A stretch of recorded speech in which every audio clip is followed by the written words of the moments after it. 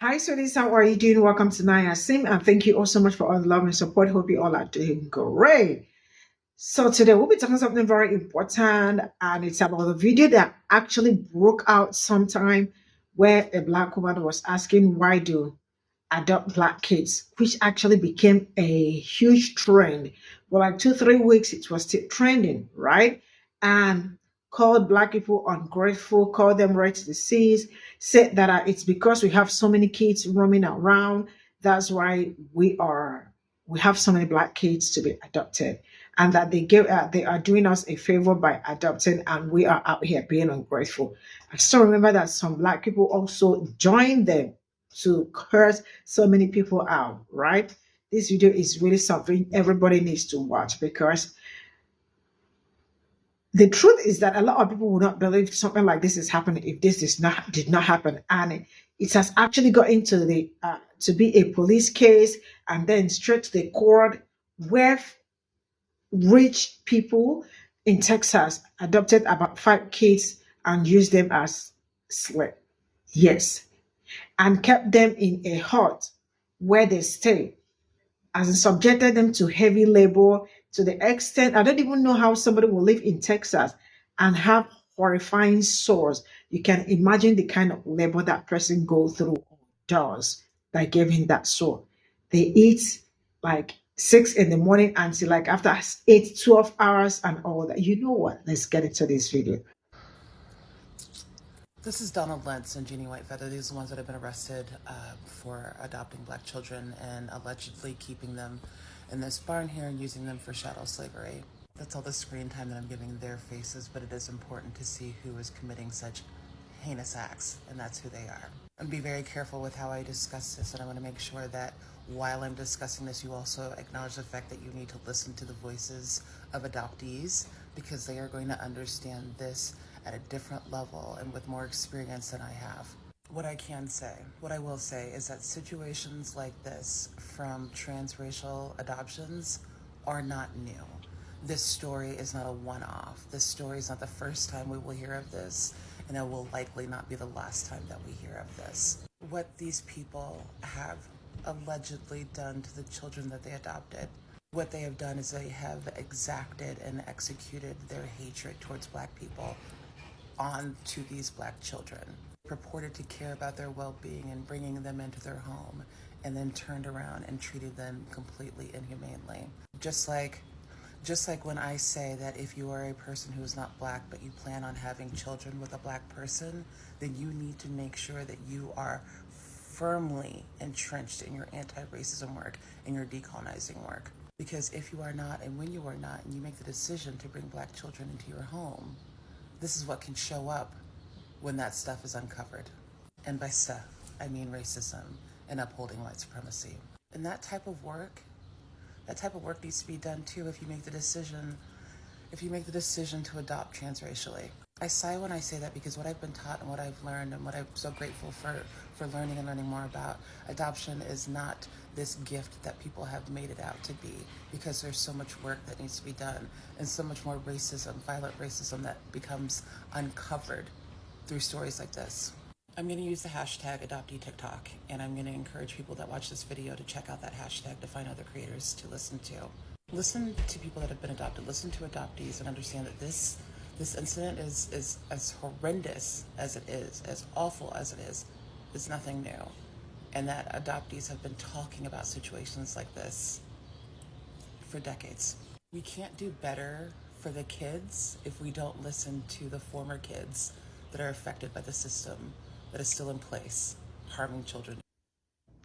You know how you wish you could say, I'm just kidding, or you shitting me? That's one of these. Well, you'll see. Wealthy white couple allegedly kept their black adopted children as slaves, locked them in a barn, according to New York Post. Check this out. A wealthy white West Virginia couple forced their adopted black children to work as slaves and sleep in a barn, according to disturbing charges.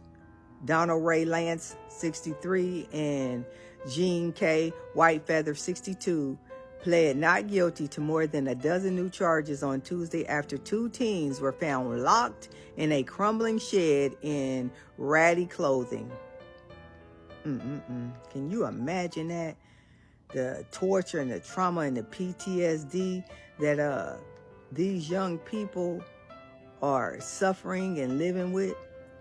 It's a shame how so many people are able to put on a facade enough to carry out their agenda. You know, these people out here torturing others. Lance and White Feather were first arrested in October after a wellness check led to the discovery of the couple's 5 adopted children, ages 6, 9, 11, 14, and 16, living in deplorable conditions on their Cimnanya property. The incident, which Kanawha County Circuit Judge Mary Claire Akers said was one of the worst she's ever seen, alleges that the adopted children were forced to work on the couple's farmland because of their race. It alleges human trafficking, human rights violation, the use of forced labor, Akers told the court. Human rights violations specific to the fact that these children were targeted because of their race and they were used basically as slaves for what the indictment alleges. The couple faces numerous charges, including human trafficking of a minor child, use of minor child in forced labor, and child neglect, creating substantial risk of serious bodily injury or death. Whether White Feather and Lance were arrested after a child welfare call by a neighbor claimed 2 teenagers were being locked in a shed at the couple's Cimnanya home, according to court filing. Neighbors also reported that the children were forced to perform farm labor and were not permitted inside the residence, the filing stated. Unbelievable. You know. Now, the reality is these young people will come out and try to heal and maintain a regular lifestyle. A lot of times PTSD and trauma don't go away that easily. And then they get out into society and people don't know their story. And it's a cruel world out there. Police found a 14-year-old boy and a 16-year-old girl locked in the shed. Inside was a small RV porta potty, but no lights or running water. One of the teens told police they had been locked in the barn for 12 hours after they were last fed. The 2 said the couple forced them to sleep on the concrete floor without any mattresses. They both wore dirty clothes and had body odor, police noted, according to the filing. The girl wore shoes while the 14-year-old boy had open sores on his bare feet. A 9-year-old girl was found by police inside the main residence. 3 hours later, Lance arrived with an 11-year-old boy. White Feather soon followed with a 6-year-old girl who'd been with acquaintances. White Feather told deputies that the 2 teens were locked in the outbuilding, but claimed they liked it and called it a clubhouse. The children described ongoing abuses at the West Virginia home and their parents, other residents in Washington state. Prosecutors also said they have evidence the couple moved from Washington after they learned they were under investigation for abuse and neglect. Akers decided to raise their bond earlier after the prosecution alleged that their original cash bonds were obtained through trafficking profits after the couple was able to pay a $400,000 bond for their release from jail in February. Kanawha County Assistant Prosecuting Attorney Christopher Krivoyak said the couple sold an 80-acre ranch in Tonasket, Washington for $725,000 on February 2nd. White Feather's brother posted 2 $200,000 bonds to free the couple. They need to arrest the brother too, because I'm sure he also knew what was going on there. On March 28, prosecutors said the couple sold the Cisionville home where they were arrested for $295,000. Prosecutors argue that even if their bond money came from a legitimate source, that obviously they would be a threat to society. That's just unbelievable. Don't y'all to go watch that whole video.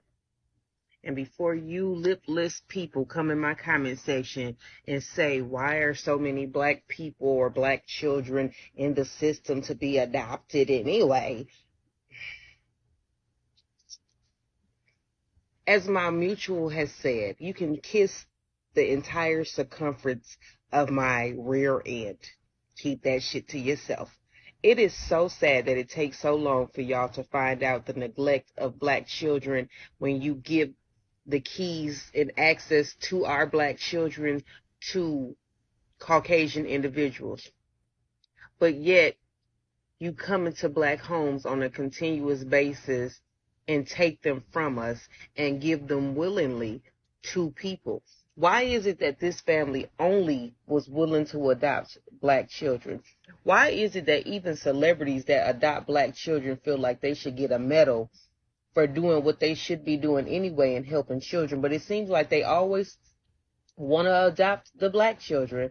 And why is it that so many black men are incarcerated and decades later they are found that they were never even guilty of the crime that they sat in prison for? It's so many reasons of why so many children are in the system, and not all of it is because the mother was so neglectful or the father was just not there.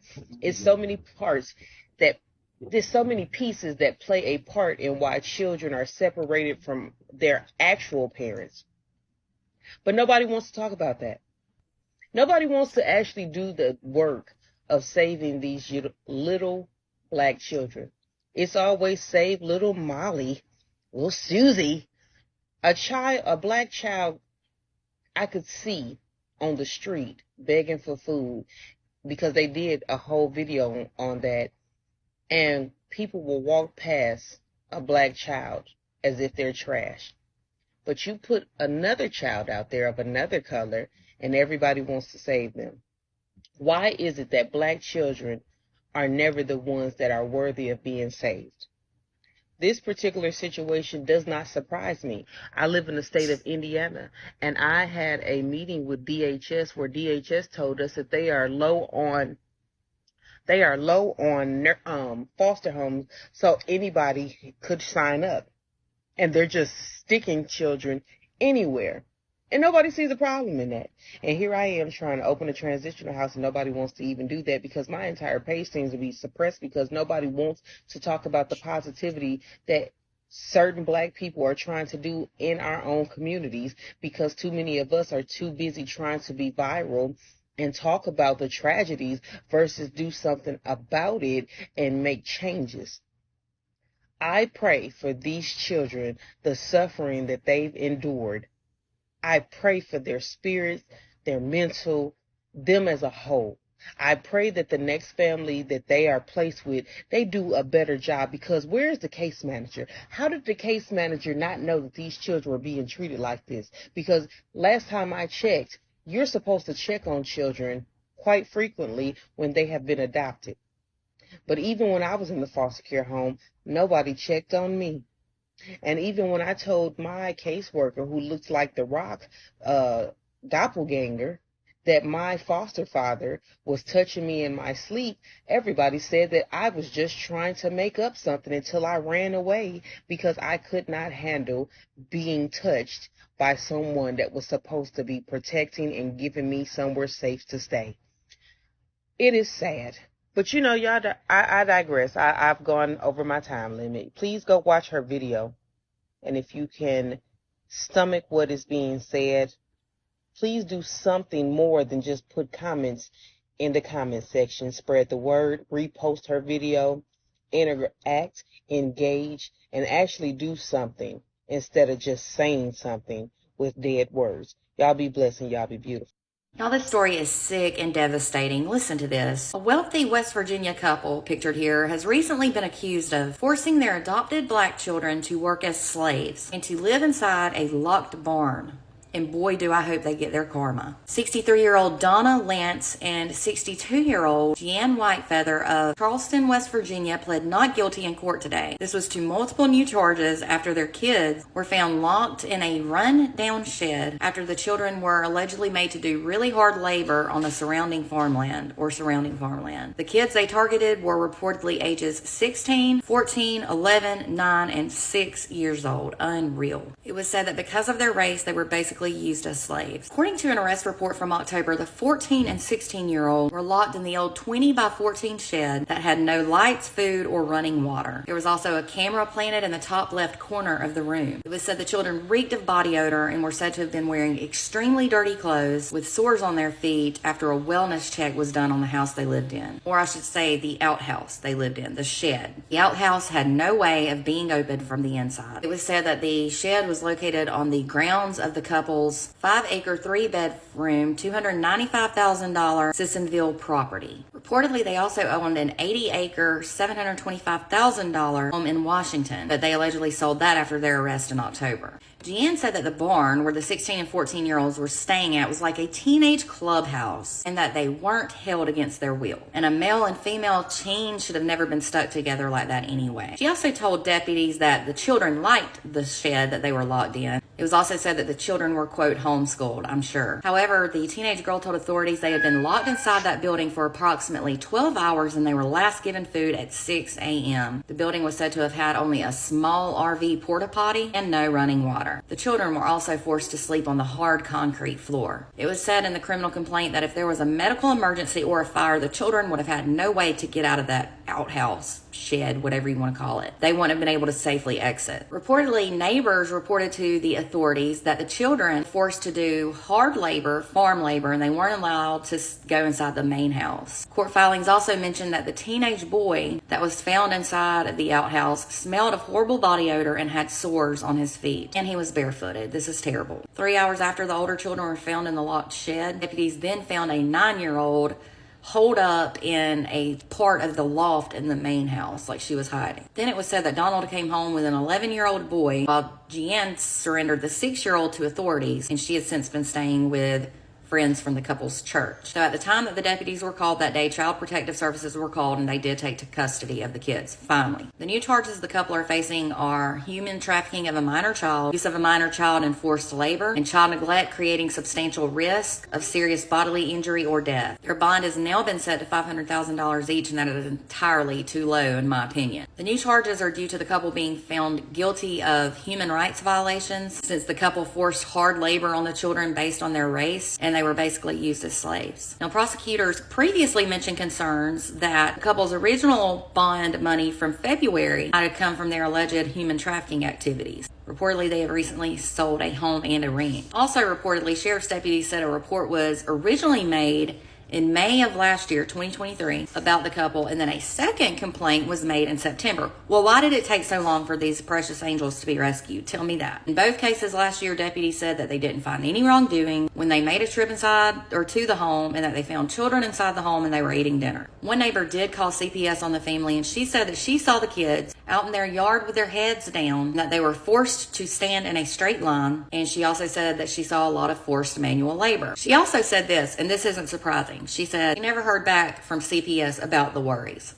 Because half the time they don't do anything, right? This neighbor said they were supposed to do the right thing and call for a government entity that us taxpayers fund, not feel like she was listened to at all. She said that was heartbreaking, and I can imagine. They so often don't do crap. The next court appearance for the couple is set for September 9th, and I really hope they get their karma. They deserve to get the same treatment and to be locked up just like they did to those precious children.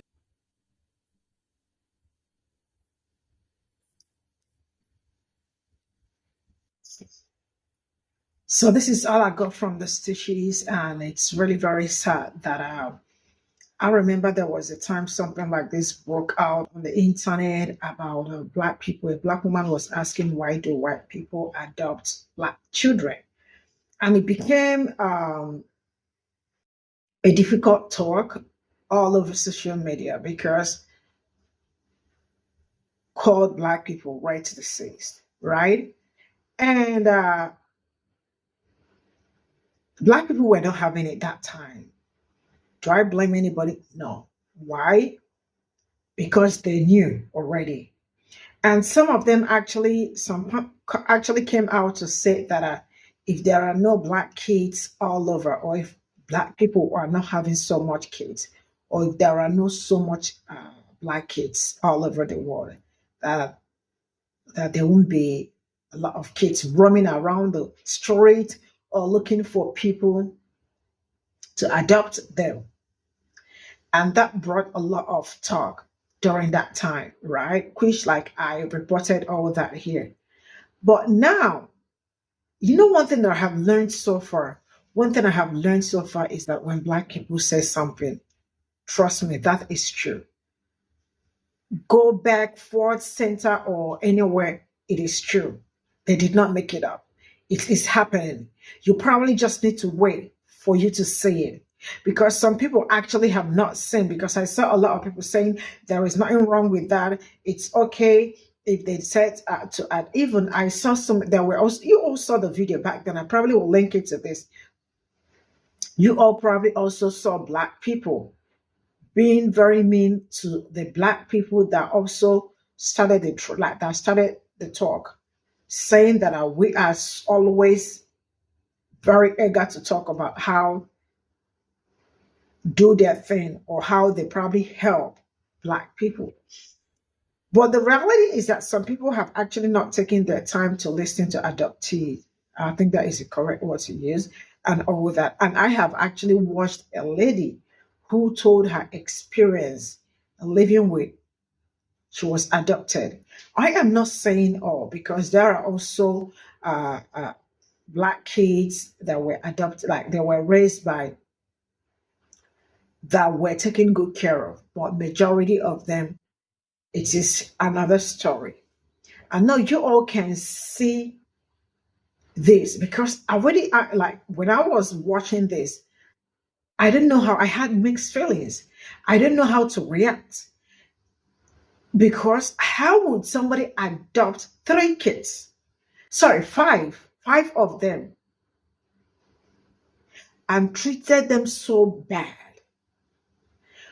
I don't know the condition. I mean, people that are in Texas, living in United States, you can imagine the condition that one of them is in, that got all his legs sore, that gave him sore leg.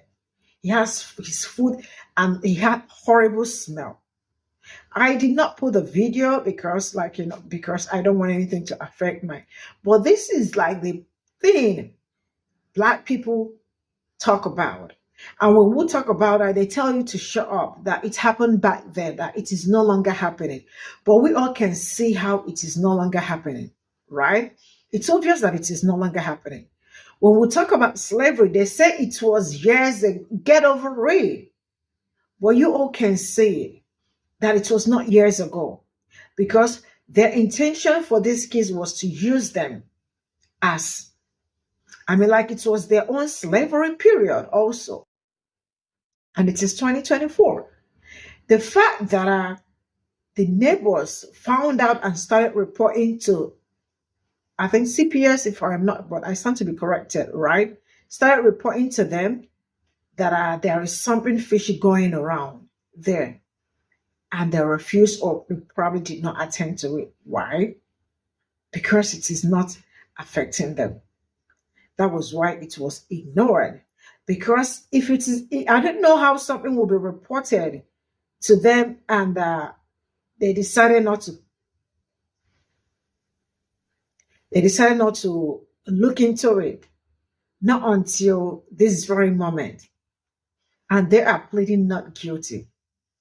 How can they plead not guilty? They should be locked away and trash the key. Lock them up the way they lock the kids. They lock the kid. The kids are always subjected to heavy labor, as tiny as they are. They are not even as tiny as they are. And then probably give them food also like slave. Because you can imagine eating in the morning around 6 6, and